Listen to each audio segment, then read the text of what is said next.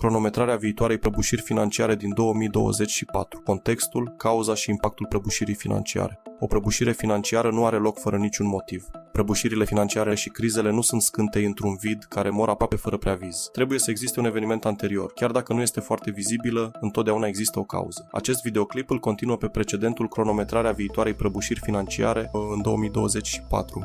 Partea 1. Acesta oferă un context, inclusiv cauza potențială și impactul viitor pe piață. Am menționat anterior când va avea loc următorul crash financiar, oferind puține informații, însă acum voi elabora care este contextul, cauza și impactul potențial al viitoarei crize financiare. Voi discuta despre ce declanșează acest eveniment, motivele sale și contextul său mai larg ca o mică piesă dintr-un puzzle global. Având în vedere amploarea crizei care se va desfășura, micul puzzle este un termen derizoriu și banal. Crahul va avea loc probabil imediat după prima săptămână a lunii octombrie, între 7 și 9 octombrie 2024, dar lucrurile se dezvoltă rapid și confirmă deja evoluții agravante. Ce va cauza prăbușirea financiară din octombrie 2024? Cauza principală este un atac masiv, nemai văzut, pe pământul israelian sau un război convențional care implică Israelul. Israelul, de la nașterea sa ca stat, a purtat mai multe războaie de-a lungul timpului, însă recent s-a angajat din nou în atacuri în Liban. Probabilitatea de a reintra în Liban este mare. Ar fi a patra ciocnire, așa cum s-a întâmplat în 78, 82 și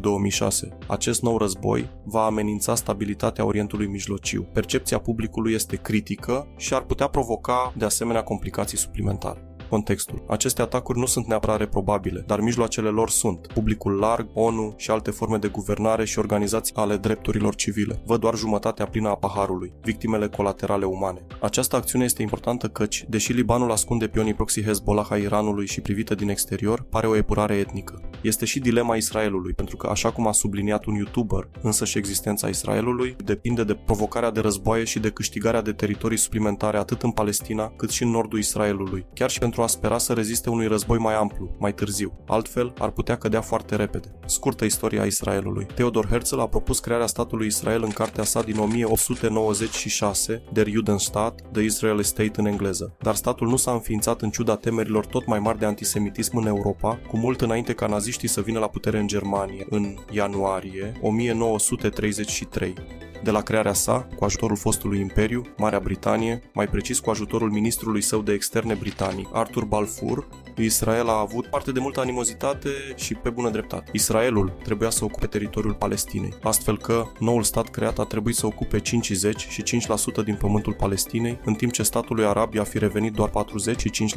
Acest lucru s-a întâmplat chiar dacă populația arabă era majoritară pe atunci. Deci, rezoluția a fost adoptată cu de 3 ori mai multe voturi agreabile decât împotrivă. Deși rezoluția a fost adoptată, 13 țări au votat împotrivă, 3 dintre ele sunt vecine cu Israelul: Egipt, Liban și Siria. Celelalte țări care au votat împotrivă sunt Afganistan, India, Irak, Pakistan, Arabia Saudită, Yemen, Turcia, Cuba, Grecia și Iran. Israelul și geopolitica. La ceva vreme după atacurile brutale în interiorul Israelului în dimineața zilei de octombrie 2023, când Israel a ripostat, au avut loc mai multe atacuri între ghilimele la Consiliul pentru Drepturile Omului al Națiunilor Unite asupra Israelului. Israelul a fost acuzat de crime de război în Palestina de către următoarele țări: Iordania, Indonezia, Malaezia, Algeria, Maroc, Rusia, Republica Populară Chineză, Africa de Sud și Venezuela, dar și în mod surprinzător Suedia, Irlanda și Spania. Restul țărilor sunt cele care au votat împotriva formării Israelului ca stat, cu excepția Indiei și Afganistanului. Lista țărilor care susțin Palestina este alarmantă. Țările menționate anterior ar putea sprijini acțiunile Iranului. De exemplu, dacă Egiptul ar livra Iranului măști respiratorii, Israelul ar trebui să reconsidere implicațiile acestui nou model emergent și să testeze din nou așa numita prietenie sau alianță. Diviziunea profundă a lumii e covârșitoare. De asemenea, țările care și-au sporit aderarea la BRICS sunt într-un număr alarmant. BRICS este un mecanism de cooperare dezvoltat în 2009 de următoarele țări: China, Rusia, India, Brazilia și Africa de Sud. Scopul său principal este de a crește puterea membrilor săi în arena economică globală imediat după criza financiară din 2008. De la formarea sa, lista țărilor a crescut de la 5 la 11 și amenință să crească la 21 de membri. Țări precum Algeria, Turcia, Mexic, Bangladesh, Nigeria, Senegal, Senegal, Thailanda, Pakistan și Venezuela ar putea extinde lista. Prin urmare, cel puțin un număr mare de țări își aleg partea. Pe de o parte, țările occidentale fac parte din alianța NATO, UE și alte forme de colaborare, iar pe de altă parte, țările emergente vor să se alăture celor câtorva țări care pun la îndoială puterea Statelor Unite. Acest nivel de diviziune este comparabil cu cel observat în cel de-al doilea război mondial. Acest război poate slăbi economia globală fragilă în multe feluri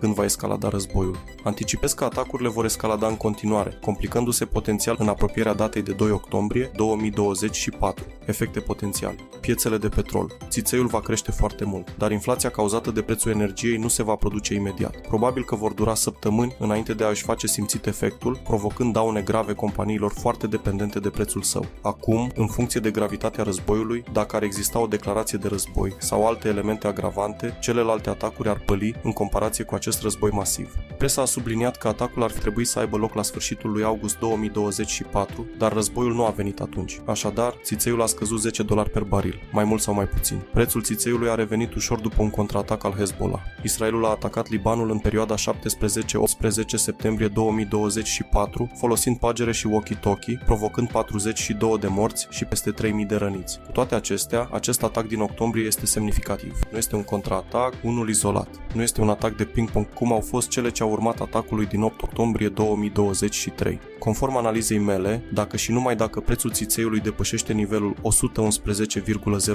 sau sub nivelul 55,76, devine foarte susceptibil la 150 la 200 sau chiar mai mare în săptămâni sau chiar zile. Va fi începutul celui de-al treilea război mondial? Depinde de modul în care ceilalți jucători răspund după atac. Această dinamică dictează și calibrul armelor folosite. În dimineața zilei de 8 octombrie 2023, în timpul atacurilor din Israel, rachete artizanale au fost dezvoltate de membrii Hamas. Mai multe drone și rachete cu rază lungă de acțiune utilizate în atac au avut origini iraniene. Totuși, sunt necesare arme precise într-un război convențional. Acestea pot include rachete ghidate de precizie și alte mijloace de război sofisticate și diverse. În funcție de tipul de război, aceste mijloace pot consta în principal din arme grele, mortiere, lansatoare de grenade, mitraliere și puști.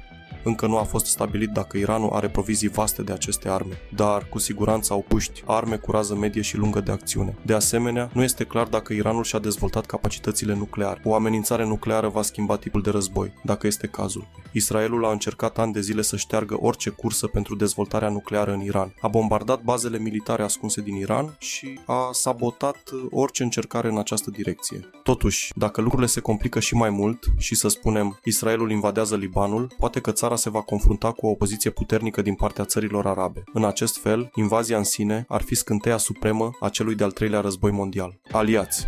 De asemenea, în ceea ce privește aliații, votul împotriva intereselor Israelului este vital și are un impact direct asupra amplorii războiului. De exemplu, există unele diviziuni și în Orientul Mijlociu. Iranul are o alianță strânsă cu Siria și Irak. Arabia Saudită, Yemenul și Emiratele Arabe Unite au sprijinul Israelului, făcând un front comun împotriva Iranului. Cu toate acestea, există unele țări wild card indecise, cum ar fi Iordania, Kuwait, Qatar, Egipt și Turcia. Cu toate acestea, Turcia și Egiptul sunt cele mai importante care ar putea juca roluri mai decisive. Aceste alianțe depind de faptul că va exista mult ajutor din exterior dacă navele de război americane se deplasează în Mediterana, Marea Roșie sau Golful Persic, care intervin mai dinamic și stârnesc lucrurile și mai mult. Principalul lucru este cum va începe războiul, dacă există o percepție a unei conduite greșite a Israelului în ceea ce privește Libanul, acum la mijlocul unui an electoral în Statele Unite ale Americii. În acest caz, liderii americani, cel puțin cei democratici, vor avea o dilemă în sprijinul acestui război și alte țări din vest vor avea aceeași dilemă.